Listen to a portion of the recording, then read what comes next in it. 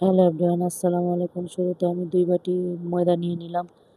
দিয়ে দেব পরিমাণ মতো লবণ, দিয়ে দেব রান্নার তেল, দিয়ে দিলাম আমি 3 চামচ। 4 চামচের ভালো করে মাখিয়ে নিলাম। এখন ফুটন্ত গরম পানি দিয়ে নেব। পর্যাপ্ত পরিমাণ গরম পানি দিয়ে এখন আমি যতটুকু পরিমাণ গরম পানি লাগে দিয়ে এখন আমি আটাটা মথে নিচ্ছি। ময়দাটা ভালো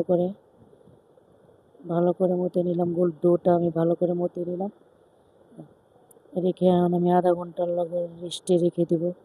এখন আমি কেটে নিচ্ছি গাজর কুচি। যেহেতু 3 ভাগের 1 ভাগ নিয়েছি একটা গাজরের, সেটা কেটে নিচ্ছি। একটা আলুটাও কেটে নিব। আমি আজকে চিকেন মোমো বানানোর রেসিপি দেখাবো। কাঁচামরিচটা কেটে নিচ্ছি। 3টা কাঁচামরিচ নিলাম, কেটে নিচ্ছি। এখানে আমি চিকেনটা ভালো করে একদম ভালো করে কেটে নিব। একদম ব্লেন্ডার করার মতো করে আমি কেটে নিব ভালো করে ছুরি দিয়ে। কিমা করে নিলাম। খুব সুন্দরভাবে পেস্ট হয়ে গেছে। এখন আমি পেঁয়াজ কেটে নিব। পেঁয়াজটাকে কেটে নিচ্ছি। চুলায় আমি একটু তেল দিয়ে দিলাম 1 কাপ পরিমাণ পেঁয়াজ, আর একটু তেল দিয়ে দিলাম।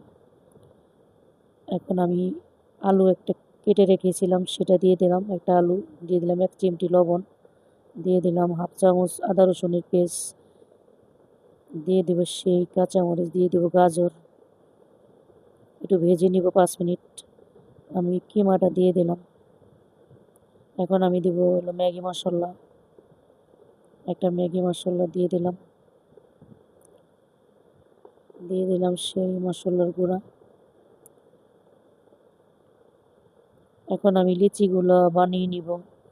যেহেতু মোমো বানাবো, তো মোমোর লিচি বানিয়ে নিচ্ছি।